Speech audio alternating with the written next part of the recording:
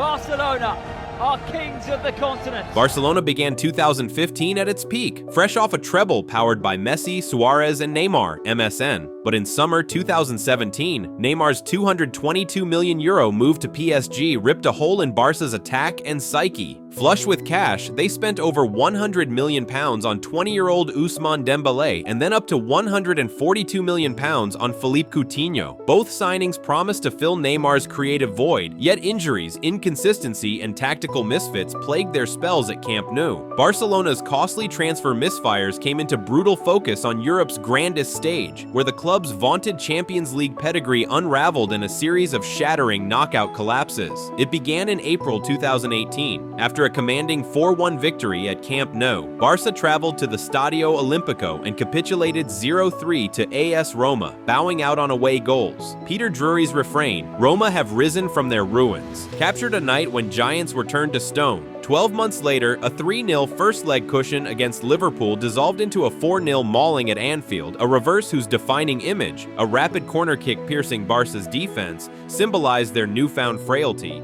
Domestic form under Ernesto Valverde offered scant consolation.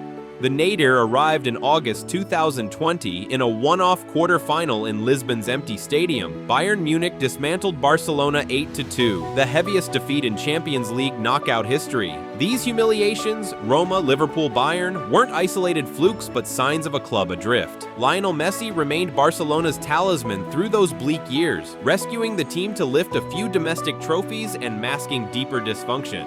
Yet even his genius couldn't reverse a spiral fueled by financial mismanagement under President Josep Maria Bartomeu. Joan Laporta returned as president on a platform to restore stability and pledged to do everything to ensure Messi continues, kindling hope among fans. By August, however, reality intervened. La Liga's strict financial regulations, combined with Barcelona's debt, made it impossible to register even a halved Messi salary. In a tear-stained farewell press conference, Messi confessed, "I did everything I could to stay," as 35 of his Barca trophies stood silent witness behind him. Joan Laporta's 2021 return as president marked Barcelona's turning point. Having overseen the club's golden era, 2003 to 2010, he immediately tackled the financial crisis, securing a €280 million Spotify sponsorship to rename Camp Nou, selling future TV rights, trimming wages, and offloading high earners. In November 2021, Laporta dismissed Ronald Koeman after a rare Europa League setback and appointed club legend Xavi Hernandez as head coach.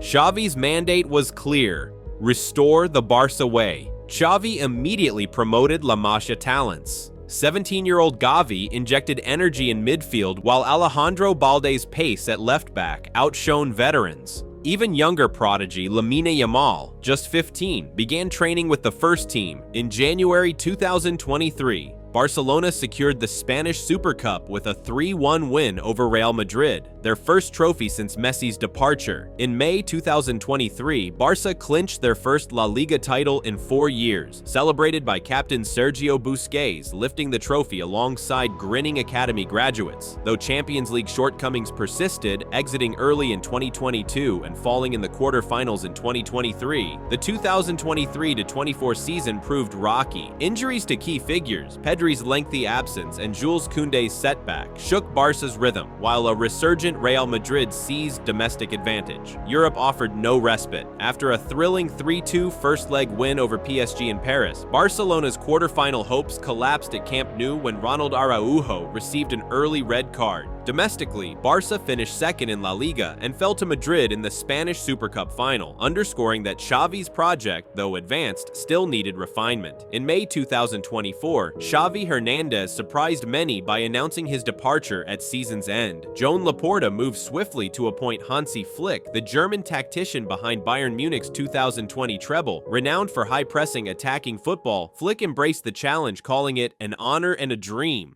Hansi Flick's tenure at Barcelona kicked off in 2024 to 2025 with a clear mandate: unleash the attack. Flick cranked up the tempo, high pressing, wave after wave forward surges, and an unapologetic risk-first mentality that harked back to Cruyff's boldest days. The temporary move to the Olympic Stadium didn't dampen the spectacle. If anything, it amplified the drama. An early statement came in the Copa del Rey semi-final first leg against Atletico Madrid. Barca raced to a 4-2 lead lead, only to concede twice in stoppage time for a 4-4 draw. Flick's frustration was palpable. He lambasted the lack of concentration at the back, but tempered it with pride in his team's fearless attacking display. It was dangerous football, yes, but undeniably entertaining. In January 2025, Barça faced Benfica in Lisbon, down 2-4 by the 78th minute. Flick's side ignored the odds. They poured forward and snatched a 5-4 victory thanks to Raphinha's stoppage time breakaway finish. Week after week, goals flowed. 16-year-old Lamine Yamal dazzled on the right wing. La Joya, they called her,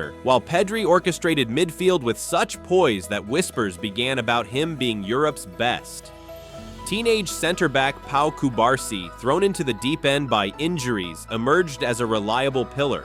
Raphinha, once criticized, delivered crucial assists and curled strikes, even tracking back diligently. Frenkie de Jong rediscovered his forward-driving flair, reminding everyone why Barça nearly lost him in 2022. Most importantly, the team believed no match looked out of reach. Scoring 3 or 4 goals became routine, and the crowd roared its approval. By blending youth exuberance with experienced heads and an attack-first ethos, Flick didn't just win games, he rekindled Barcelona's essence. Fearless, fluid, and forever relentless. Barcelona's renaissance under Hansi Flick reached its pinnacle in El Clásicos during the 2024-25 season, where they rewrote modern history by defeating Real Madrid in every encounter, a first for the club when facing their eternal rivals at least 3 times in one campaign. By winning all 4 head-to-heads and scoring a remarkable 16 goals, Flick achieved what only Pep Guardiola had done in league fixtures. Off the field, their resurgence shone globally, epitomized by a groundbreaking Travis Scott collaboration. In May 2025, Barcelona unveiled a limited edition Cactus Jack jersey for El Clásico, selling out in under an hour and generating over 1.5 million euros instantly. Sportingly, the 2024-25 campaign closed on a high. La Liga was reclaimed, and with the Copa del Rey, a domestic double was secured, plus the Super Cup for a treble if counted. Though the Champions League trophy remains elusive, most importantly, Barcelona's essence has returned. They honor Mais que un club by attacking with flair, entertaining relentlessly, and trusting youth when it matters most. A decade of missteps, from Neymar's departure and Roma's comeback to Messi's tearful exit, gave way to an inspirational rebirth. Under Laporta's stewardship, Xavi's restoration of values, and Flick's fearless tactics, Barça has risen like a phoenix. Their stadium renamed, their heroes renewed, yet the old magic, beautiful team goals, and epic comebacks still alive in every roar of the crowd. This decade-long saga reminds us never to write off a champion. To every Barça fan worldwide, cherish this moment. The pride is back. The story continues brighter than ever. So hit like, subscribe, and stay tuned for more beautiful football tales.